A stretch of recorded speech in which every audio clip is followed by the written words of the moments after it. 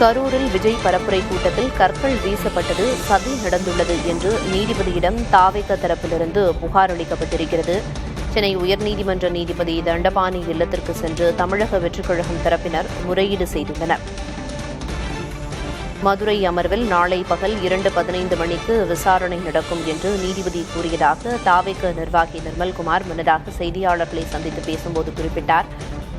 CBI அல்லது சிறப்பு புலனாய்வு குழு விசாரணைக்கு உத்தரவிட வேண்டும் என்ற கோரிக்கை முன்வைக்கப்பட்டதாகவும் தகவல் வெளியாகியிருக்கிறது. விஜயின் பரப்புரை கூட்ட நெரிசலில் சிக்கி 39 பேர் உயிரிழந்த நிலையில் நீதிபதியிடம் தமிழக வெற்றிக் கழகம் தரப்பு முறையீடு செய்திருக்கிறது. குறிப்பாக கரூரில் விஜய் பரப்புரை நடக்கும்போது கூட்டத்தில் கற்கள் வீசப்பட்டதாகவும் சதி நடந்திருப்பதாகவும் நீதிபதியிடம் தாவேகவினர் புகார் கூறியுள்ளனர்.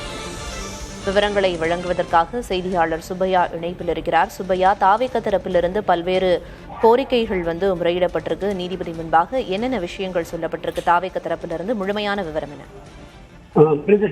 தாவேக தரப்பில் வழக்கறிஞர் அறிவுலகம் தலைமையில் வழக்கறிஞர் நீதிபதி தண்டபாணி முன்பு தற்போது ஆஜராகி முறையிட்டு வருகின்றனர்.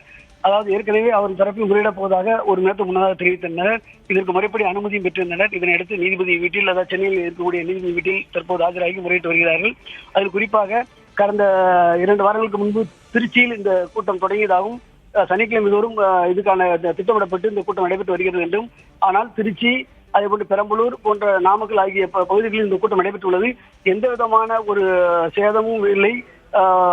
எல்லா இடங்களிலும் இந்த கூட்டமானது, தாவேகா கூட்டமானது அமைதியான முறையில் நடைபெற்றுள்ளது. எந்த பாதிப்பும் ஏற்படவில்லை.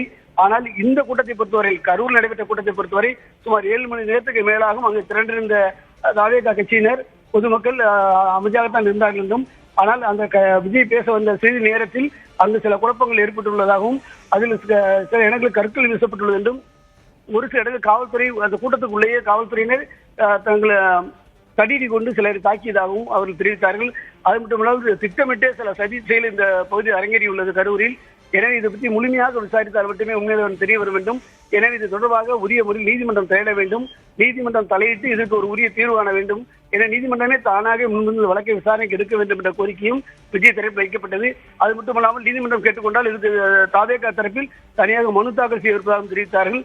எனவே இந்த விவகாரத்தை பொறுத்தவரை, கரூரில் நடைபெற்ற அந்த துயர சம்பவத்தை பொறுத்தவரை சிபிஐ விசாரணைக்கு உத்தரவிட்டால் மட்டுமே முழுமையான விவரங்கள் வெளிவரும் என்பதால் இந்த வழக்கை நீதிமன்றம் எடுத்து சிபிஐ விசாரணைக்கு மாற்ற வேண்டும் என்ற கோரிக்கையும் முன்வைத்து தற்போது முறையிட்டு வாதிட்டு வருகின்றனர். தொடர்ந்து விசாரணை நடைபெற்று வருகிறது. இதற்கிடையே இந்த வழக்கு கரூர் நடந்த சம்பவம் என்பதால் இந்த வழக்கு தொடர்பான விசாரணை மதுரை உயர்நீதிமன்ற கிளையில் தான் நடைபெற வேண்டும். நீதிபதி தண்டபாணி மற்றும் ஜோதிராமன் அமர்வுதான் இந்த வழக்கை, விடுமுறை கால நீதிபதிகள் அவர்கள் அந்த வழக்கை விசாரிப்பார்கள். எனவே நீதிபதி நாளை பிற்பகல் 2:15 மணிக்கு எடுத்துக்கொள்வதாக தெரிவித்தார். எனவே நாளை இந்த வழக்கு தொடர்பாக நாளை 2:15 மணிக்கு மதுரை உயர்நீதிமன்ற கிளையில் விசாரணை நடைபெறும் என்று தெரிகிறது. இதனிடையே தொடர்ந்து விஜய் தரப்பில் தற்போது தங்களுடைய தரப்பு கருத்துக்களை முன்வைத்து வாதாடி வருகிறார்கள். இன்னும் அந்த விசாரணை தற்போது முடிவடையவில்லை. தாவேக தரப்பு நீதிபதியிடம் வழங்கிய புகார் குறித்த முழு விவரங்களை வழங்கியதற்கு நன்றி சுப்பையா.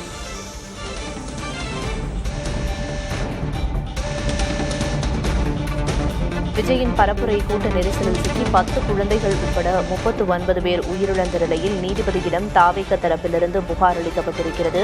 குறிப்பாக கரூரில் விஜய் பரப்புரை நடக்கும்போது கூட்டத்தில் கற்கள் வீசப்பட்டதாகவும் சதி நடந்திருப்பதாகவும் புகாரில் தெரிவிக்கப்பட்டிருக்கிறது. சென்னை உயர்நீதிமன்ற நீதிபதி தண்டபாணி இல்லத்திற்கு சென்று தாவேக தரப்பினர் முறையிட்டுள்ளனர். குறிப்பாக மதுரை அமர்வில் நாளை பகல் 2:15 மணிக்கு விசாரணை என்று நீதிபதி கூறியதாகவும் தாவேக நிர்வாகி நிர்மல்குமார் தெரிவித்தார்.